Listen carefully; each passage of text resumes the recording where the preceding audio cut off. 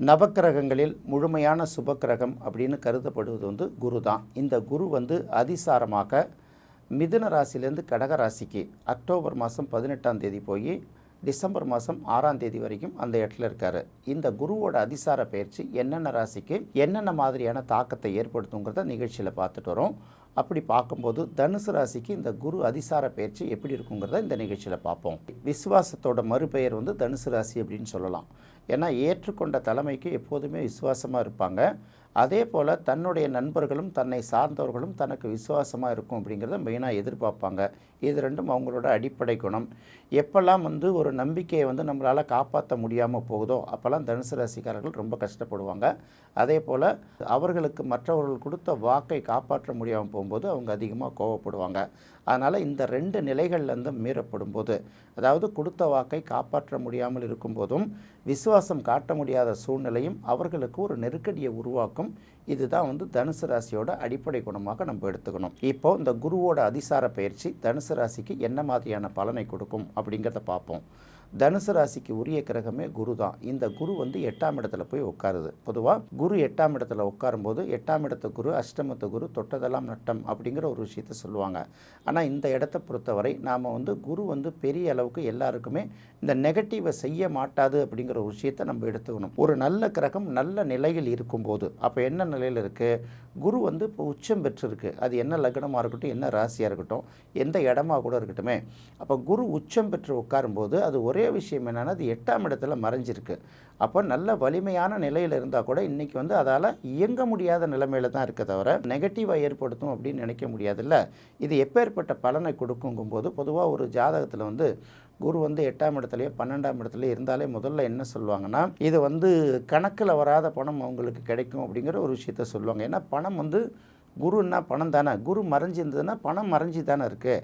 அப்போ நம்மக்கிட்ட பணம் வந்து மறைச்சி வைக்கிற அளவுக்கு பணம் வருதா, இல்லை வேறு யாராவது ஒரு பணத்தை கொடுத்து கொஞ்ச நாள் நீங்கள் வச்சுக்கோங்க, அப்படியே இருக்கட்டும் நான் அப்புறம் கழித்து வாங்கிக்கிறேன் அப்படின்னு சொல்கிறாங்களா, இந்த மாதிரி வந்து பணத்தை பாதுகாக்கிற வேலையோ பணத்தை மறைத்து வைக்கக்கூடிய வேலையோ இந்த 8ஆம் இடத்து குரு கொடுப்பார். இந்த 8ஆம் இடத்து குருன்னு சொல்கிறத விட 8ஆம் இடத்துல இருக்கிற குரு உச்சம் பெற்ற நிலையில் இருக்கிறதுனால தனுசு ராசிக்காரர்களுக்கு ஏதோ ஒரு நல்ல சூழ்நிலை பண ரீதியாக வரப்போகுது. அதை வந்து அவங்க பயன்படுத்திக்கணுங்கிற ஒரு விஷயத்தை தான் நம்ம சொல்லாமல் தவிர எந்த ரூட்டில் வருது எப்படி வருதுன்னு தெரிய முடியாது. ஏன்னா இந்த இடத்துல குரு அதிசாரமாக இருக்கிறதே கிட்டத்தட்ட ஒரு 48 நாள் 50 நாள் தானே. அதுக்குள்ளே ஏதோ ஒரு சின்ன மாற்றம் திடீர்னு உங்களுடைய லைஃப்பில் ஒரு பெரிய மாறுதலை ஏற்படுத்துகிற அளவுக்கு ஒரு சின்ன வாய்ப்பை அவர் உருவாக்கி கொடுப்பார்.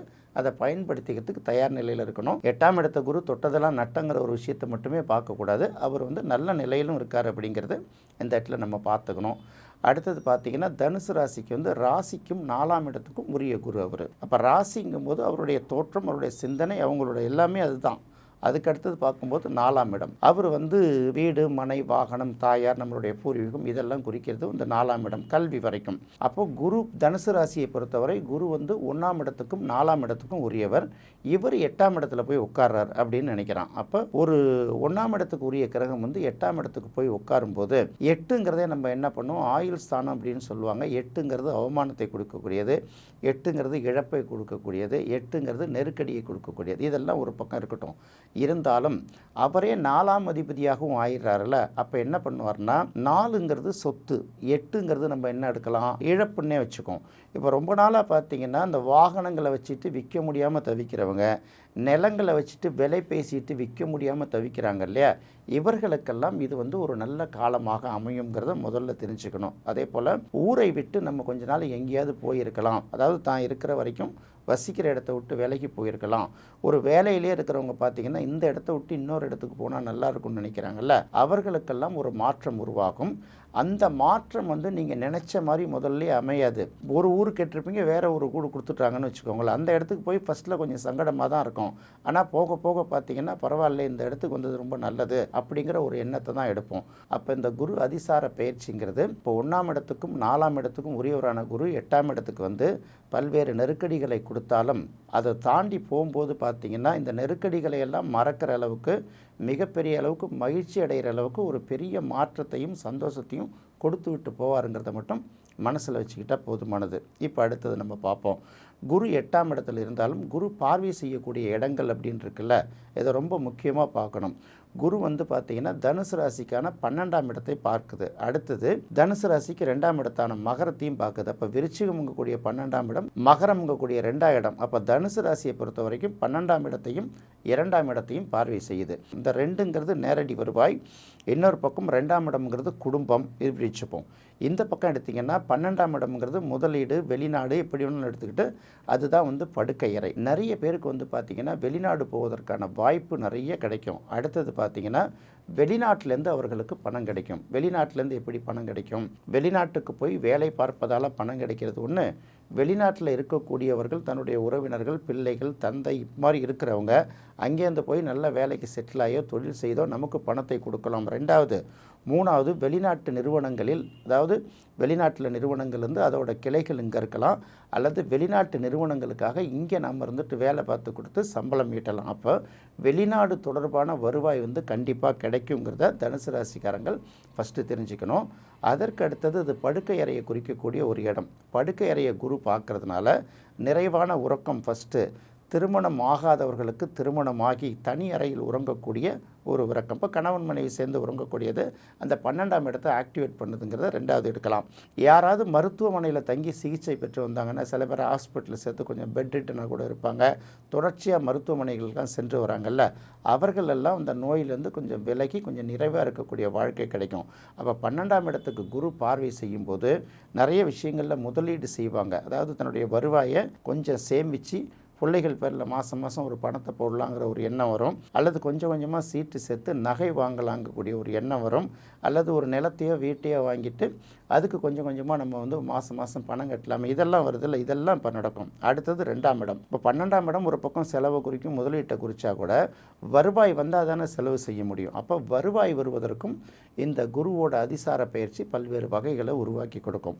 2ஆம் இடம் மகரம் அங்கே செய்யுது. அப்போ 2ஆம் இடத்துக்கு வரும்போது வேலை செய்பவர்களுக்கு பார்த்தீங்கன்னா சம்பளம் இது வரைக்கும் ஏதாவது பிடிச்சிருந்து ஓல்டு அரிய இருந்தால் கண்டிப்பாக கலெக்ஷன் ஆகும்.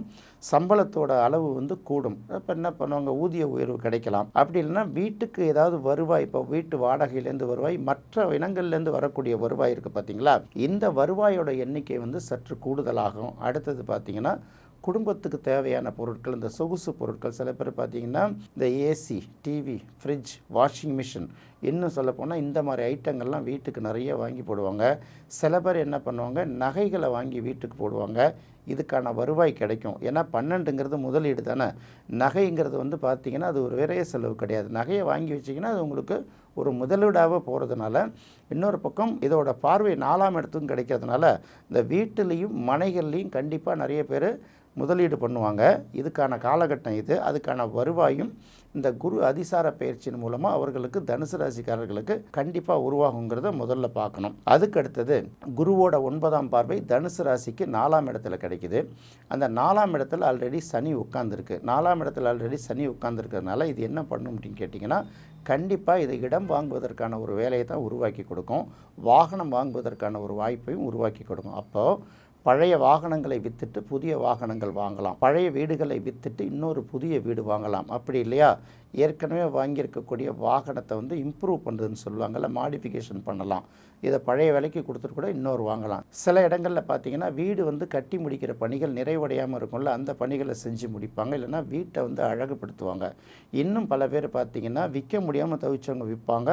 வாங்கிறதுக்கு முயற்சி போய் தள்ளி பண்ணவங்க புதுசாக வாங்கிறதுக்கான முயற்சி நடக்கும். பொதுவாக பார்த்திங்கன்னா இந்த குரு அதிசார பயிற்சி பலன் அப்படிங்கிறது வந்து அது 6ஆம் இடம் வந்தாலும் சரி, 8ஆம் இடம் வந்தாலும் சரி, 12ஆம் இடம் வந்தாலும் சரி, எல்லாருக்கும் அந்த நெகட்டிவ் பலன் ஒரு பக்கம் நடந்தால் கூட பார்த்திங்கன்னா பாசிட்டிவான பலனையும் ஒரு பக்கம் கொடுக்கும். ஏன்னா குரு வலிமையாக உட்கார்ந்துருக்கிறதுனால பெரிய அளவுக்கு நெகட்டிவ் பலனை கொடுக்காதுங்கிறத மட்டும் நாம் எதிர்பார்த்துக்கிட்டால் போதுமானது.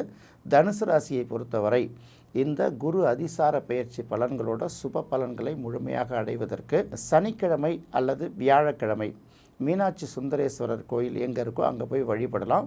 மதுரைக்கு தான் போய் வழிபடணுங்கிற அவசியம் இல்லை. மதுரையில் இருக்கிறவங்க மதுரை மீனாட்சி அம்மன் கோயில் சுந்தரேஸ்வரரை வழிபடுவது நல்ல சிறப்பை தரும் அப்படிங்கிறத மட்டும் தெரிஞ்சுக்கலாம். என்ன நேயர்களே, இந்த குரு அதிசார பயிற்சி தனுசு ராசிக்கு எந்த மாதிரியான பலன்களை கொடுக்குங்கிறது இந்த நிகழ்ச்சியில் பார்த்தோம்.